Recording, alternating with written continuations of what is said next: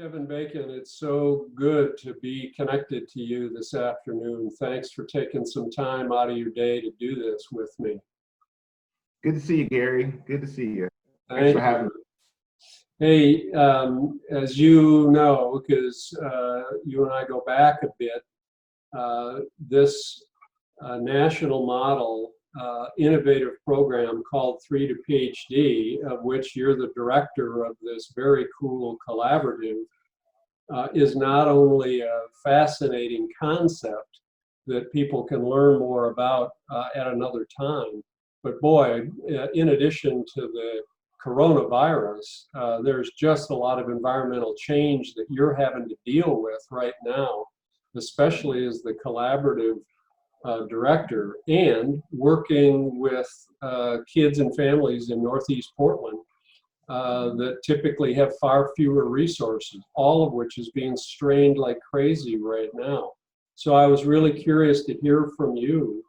What are you doing right now in this moment to try to build and serve community during this crisis? Yeah, that's a really good question. I think um, 3 to PhD being an example of a collective impact group made up of 5 different partners. Um, um, I think collective impact groups go through challenges continually in order to evolve to meet whatever challenges are in front of them. And ultimately, those collective impact groups, they start with an original dream, an original vision, and the vision of 3 to PhD was just as big and grandiose and incredible. The founders that put time into that, and I didn't come along until a little bit later. And when you try to put the dream into reality, you always face challenges along the way, and the foundation is tested. And here at this particular moment in time, what we're doing to keep our foundation together and to keep dreaming together is we've increased our meetings to from about 1 or 2 a month to once a week. We streamlined our council down from 20 members to a subset group of 10 in order to make recommendations to the larger group. We're meeting virtually, of course, now that there's shelter in place here in Portland. And all those things, as we try to see what's on the other side, because we particularly wrap around the school, we're trying to see what's on the other side once school reopens, and where we fit. And one of the interesting challenges is how to engage community, the parents, the members of the community, in our conversations in these next couple months, if we are not allowed to bring them into the brick and mortar facility itself to have meetings. So that's going to be an interesting journey. I know you're going to be working at that pretty hard for the foreseeable future, but are there any signals that you're seeing on the horizon right now that give you hope? Yeah, I think that, there's a lot happening just virtually. I mean, just our conversation here is one example.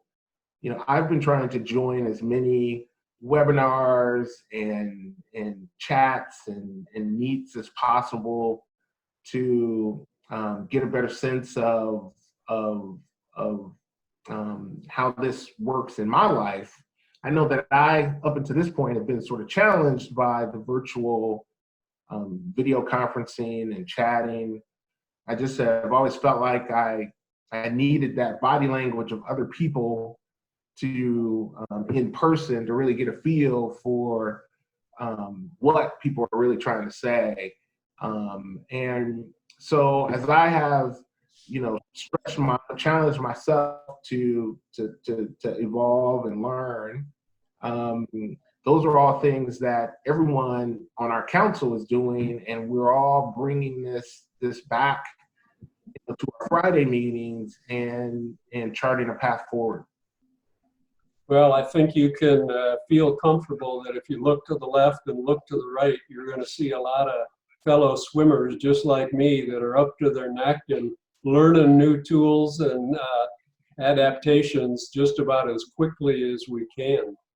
Yeah. So before we close, because I know there's a lot on your plate and you're running pretty hard these days, but is there a question, or are there questions that are emerging for you, Kevin, that might be the kinds of questions that other leaders ought to take time to ponder?